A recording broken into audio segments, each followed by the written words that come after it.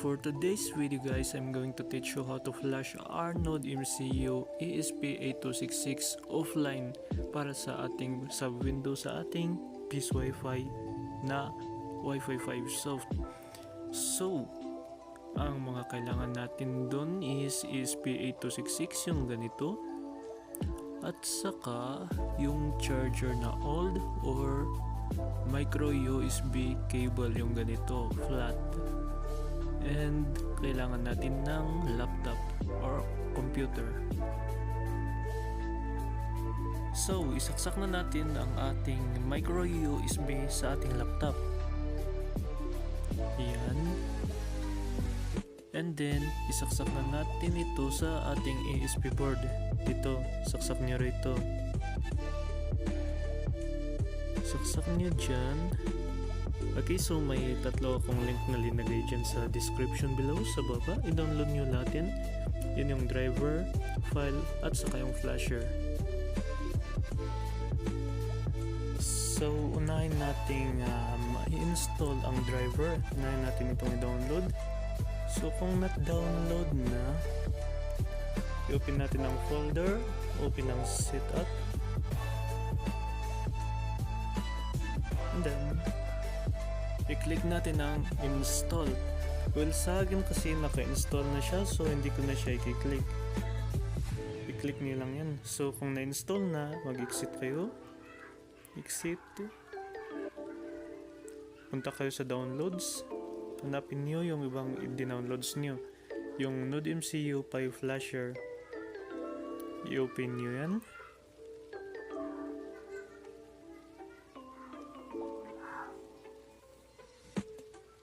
I-click ninyo yung yes, wipe all data.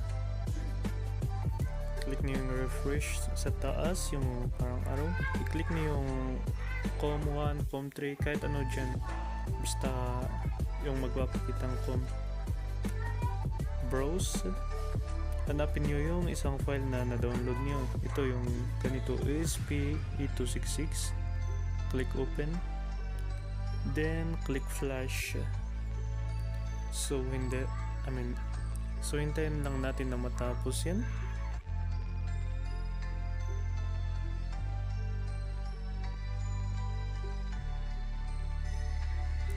So kung ganyan na siya ay tapos na yan. So mag-exit na kayo. Yan, close natin ang flasher. At saka unplug natin ang ESP board natin.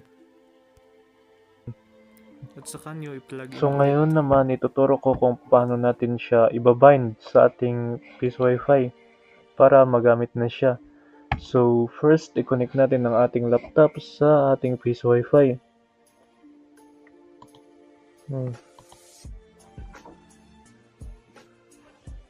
Buksan natin ang Microsoft Edge. Ito, ganito. Search natin 10.0.0.1/admin. Okay, enter.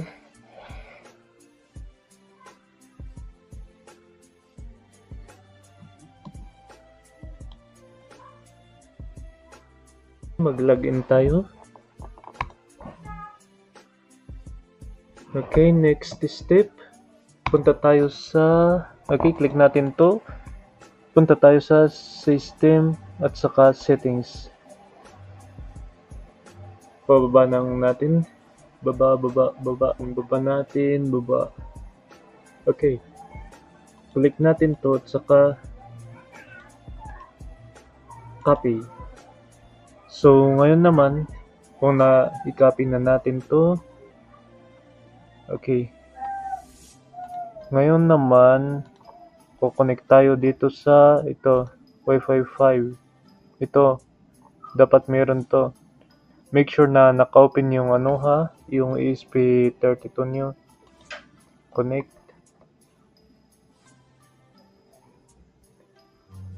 Hintayin natin.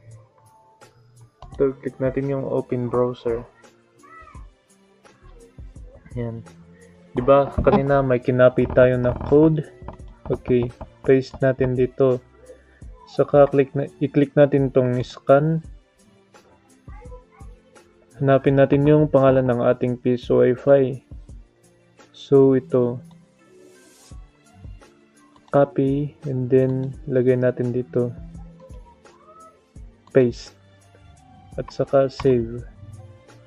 Yan, kung na-save na siya, config saved. I-unplug natin ito.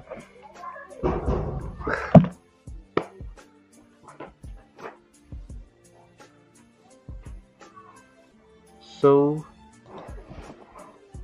connect ulit tayo sa ating piso Wi-Fi. Yan, connect. Punta tayo sa admin. Yan.